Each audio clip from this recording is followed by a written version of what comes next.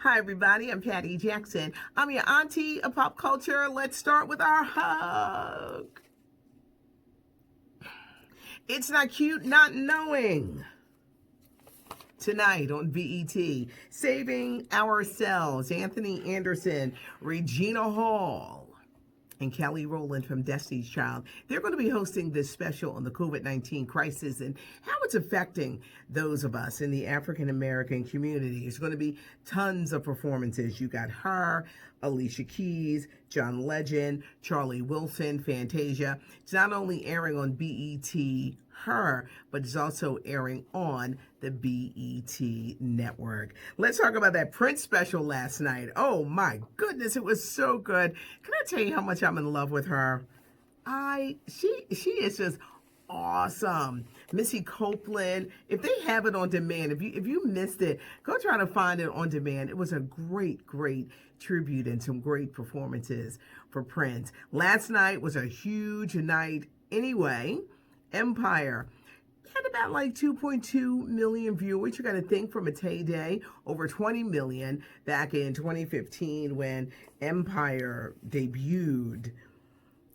It was a cultural phenomenon indeed.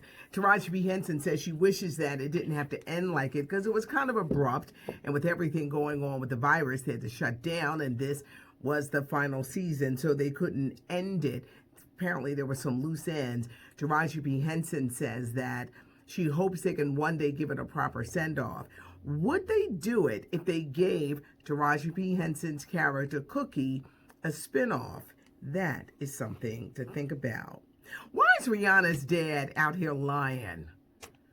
Okay, so Rihanna's dad, who is in Barbados, did get the coronavirus. But he went on telling people that not only he had the virus, but that Rihanna sent him a ventilator to Barbados. She did no such thing. Now he's doing better, and she's very upset that her father would go tell tabloids this story. Congratulations to actor Joshua Jackson. You may know him from Little Fires Burning, which is streaming on Hulu. He and his wife, Jodie Turner-Smith, she was the chick from Queen and Slim. They're the proud parents of a baby girl. Netflix is doing well with this pandemic. 16 million new subscribers. Isn't that something? They're saying that most people want to escape reality. They've got such a wide variety of programming, but they have added 16 million subscribers. There's a sports writer, and he's talking about that Netflix ESPN documentary, The Last Dance, final year of Michael Jordan with the Chicago Bulls. It is so good. It's a 10-part series. Parts 1 and 2 aired already. 3 and 4 are Sunday on ESPN. Well, the guy was saying that Michael Jordan may have been the greatest of all time, but off court, he was selfish and mean. Now, I've heard this a lot. They said all that Michael Jordan cared about was winning. It's really interesting to see him now as they interview him. Like, why is his eyes always like either bloodshot or yellow or like, it's like, what's going on? But it's interesting, and I think people that are like that, who are very focused and are not going off with everybody else, all they want to do is win. It's really interesting. You don't even have to be a sports junkie to be caught up in this, but I thought that was pretty interesting. Where's the Surgeon General? Dr. Jerome Adams, where is he? After his speech about Big Mama and all this other stuff, and just telling black people, can't smoke, gotta stop drinking, gotta stop doing drugs. I thought he misspoke because it ain't just black people. It ain't just minorities that are doing this. It's everybody who's out here, and if they're smoking and they're drinking and they're doing drugs, and they should stop if they are doing this. I think he meant well, but he misspoke, and the words just didn't come out right. He was the only brother up there when they got these doggone briefings about COVID-19. I think they're silencing him, and they've pushed him aside. That's just me. I think that they're like going over there with that. There are different narratives coming out about this. I think it's too soon for some places to open, especially when they have not reached the apex. It's affecting everybody, but it is a lot of African Americans with the health disparities, with I guess in general, and how you're treated or treating the medical, your medical issues where many don't have doctors or they have these underlying conditions and it's taking them out. Work conditions, when you think of those who are paying jobs, they got to go to work. They can't just sit and not go to work. If they're grocery workers, postal workers, transportation workers, there are so many. They're in constant contact with people and they can't just stop working. It's going to be a little minute. I know we don't want to hear that. We want our lives back. We want to go back outside. We don't want to be confined. But I think it is too soon to do the things that we want to do. Movie theaters know people aren't ready for people to be going to the movies. What they're doing in Georgia, it's too soon. You're kind of weeks away and they haven't even reached the apex. I live in the Northeast where it's kind of like reaching like this. But then you hear the stories that come fall or winter, it's going to be a second wave. They really got to come up with some kind of vaccine or just something, even though I don't think a lot of people want to take the vaccine.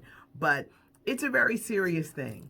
And I think that they're silencing him. And I think with Dr. Fauci, they'd have made him change. Before, you kind of like listened to him, but now you're kind of like this. There is a movement for the country to open, and they don't care. And I think that the tide is turned when it appears that it's only maybe old people or African Americans or minorities who are being affected. All of a sudden, we need to open up. We need to open up. Yes, the economy is taking a hit. Yes, we want these businesses to open.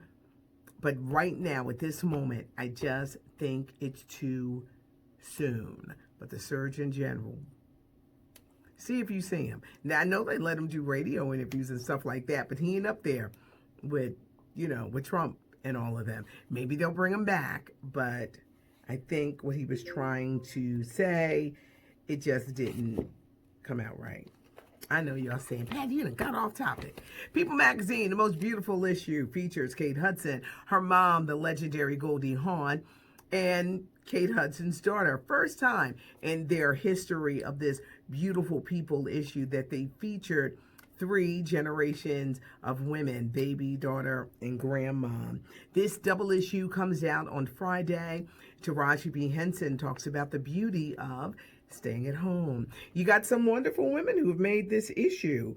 Taylor Swift, Rihanna, Alicia Keys, Jennifer Aniston, Zendaya, Issa Rae, Queen Latifah, Lizzo made the list. This issue comes out on newsstands on Friday, or maybe you get it in the mail, you get it before, but it's the most beautiful people issue. They really should call it the most beautiful women, because I didn't see no guys. Maybe they got the guys. I will find that information out. I wish they had her on there. She is incredible. During that Prince tribute, that young woman with, either when she was playing that guitar with Gary Taylor, or whether she was, on the piano, so talented. She is just giving me hope for music in the future, because she was incredible. Let's hug again before we leave here. Toya and Dex, they say hi. For those who say, Auntie, you went on a rant. Women, another public service. When you have your mask, do not put them in the microwave. There are people who are putting these things or any mask in the microwave. Not supposed to do that. Just wash it out with soap and water, and it'll dry by the time you have to leave your home again. But don't put them in, and don't litter, because people have to pick that up. So please, don't just take the gloves off. Just don't take the mask off and throw them to the ground. That's not what we're doing. If you like the channel, subscribe. Some days it's more like public service stuff, more stuff. It's more entertaining, but that's what makes it fun. It's not cute not knowing, and this contains to everything that's going on in life. If I heart you, that means I saw it. Tell a friend the channel is growing. Leave a comment. Let's talk about it. Let's be safe. Let's be careful. At this point, we all know somebody that has been infected, and all of us has been affected.